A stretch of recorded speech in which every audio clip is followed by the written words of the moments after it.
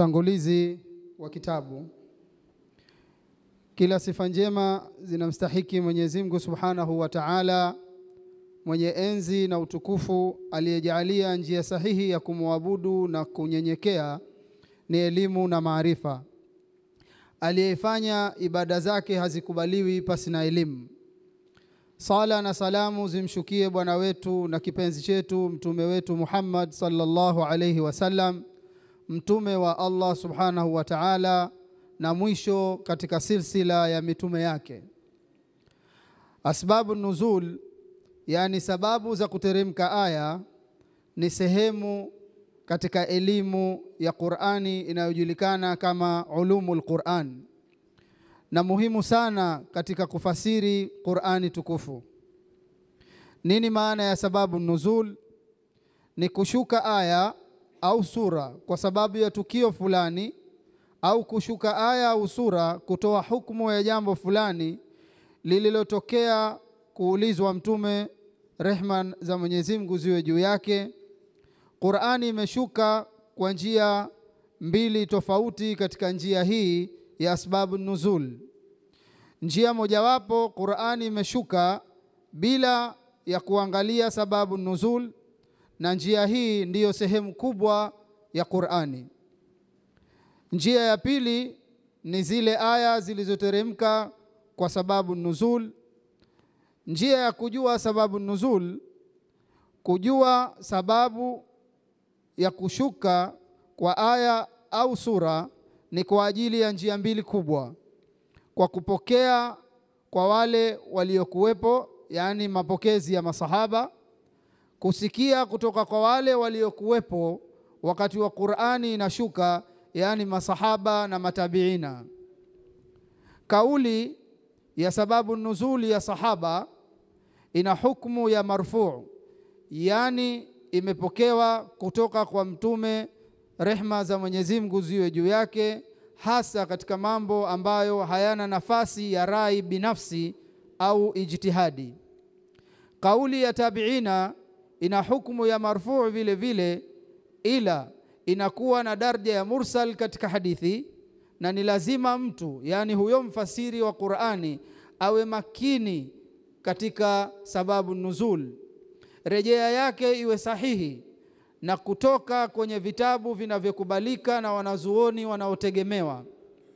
Anaweza kuingia katika karipio kali la kumzulia Allah Subhanahu wa Ta'ala na mtume wake uongo,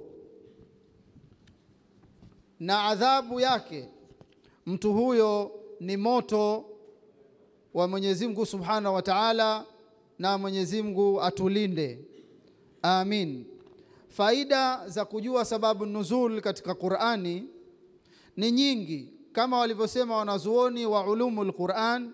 Baadhi yake, ya kwanza, kujua hikima ya kuja hukumu ya jambo fulani katika sheria.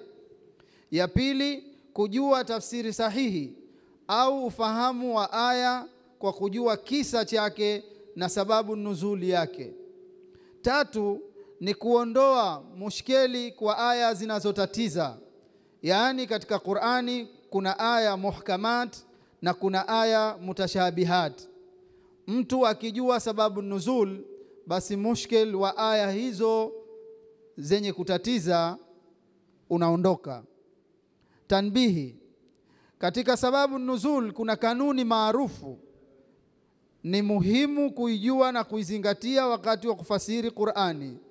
Nayo ni ile wanazuoni waliosema, al-ibratu bi'umumi lafdhi la bi khususi sabab, yani kinachozingatiwa wakati wa kufasiri Qur'ani ni kuangalia tamko la aya linaenea katika mafuhumi, yani maudhui, na sababu nuzuli haizingatiwi sana katika kutoa hukumu, yani maana ya aya haitoangalia muhusika tu, bali kwa ujumla wa kadhia au hukumu ya jambo kama hilo.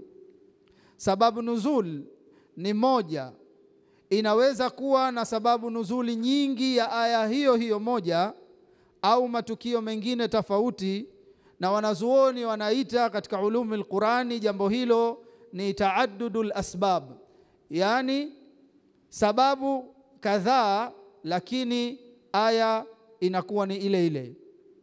Kitabu hiki, sababu za kuteremshwa sura za juzuu ya amma, kitabu hiki kimejipambanua kwa kueleza umuhimu katika kusaidia walimu wa madrasa na maahadi zetu kwanza kujua sehemu muhimu katika elimu ya Qur'ani, sababu nuzul, ili kuwawezesha kujua tafsiri sahihi na kuwafundisha vijana na wanafunzi wao hekima na mafuhumu ya Qur'ani na kushuka kwake. Pili, kusaidia wasomi na Waislamu kupata maarifa juu ya Qur'ani na dini yao kwa ujumla. Maswali mengi na mabishano huondoka au kupungua pale jamii inapoelimika kwa usahihi na kwa wepesi, hasa kwa lugha yao ya Kiswahili. Kitabu hiki pia kimegusia kidogo juu ya fadhila za Qur'ani, yani fadhailil Qur'an, sura za juzuu ya amma, ili kama ishara ya elimu nyingine katika ulumul Qur'an. Fadhila za sura za Qur'ani kwa juzuu moja moja au sura zake huanzia kujua fadhila za Qur'ani yenyewe, fadhailul Qur'an, alafu fadhailu suwar.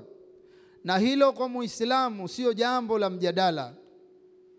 Kwa vile kitabu hiki ni kuhusu juzuu ya amma, basi waandishi maustadhi wetu hawa wawili wakiongozwa na mudir wamejaribu kuweka baadhi ya fadhila za sura za juzuu ya amma kwa uchache sana.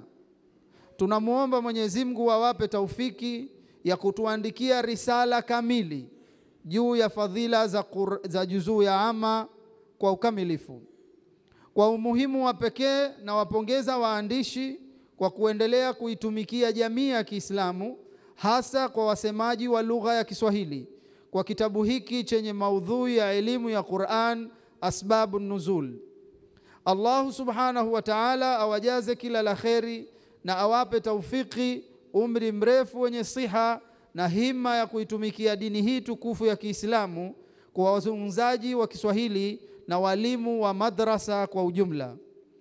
Ameandika Saleh Abdallah Ahmed Al-Wadud, mmoja katika wanafunzi wa Sheikh Ali Said Arafa Al-Jabri hafidhahullah, Dar es Salaam, Tanzania, tarehe 2 Shaabani mwaka 1446 Hijiria, sawa na tarehe 1 mwezi wa 2 mwaka 2025 miladia.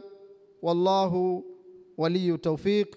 Wassalamu alaikum wa rahmatullahi wa barakatuh.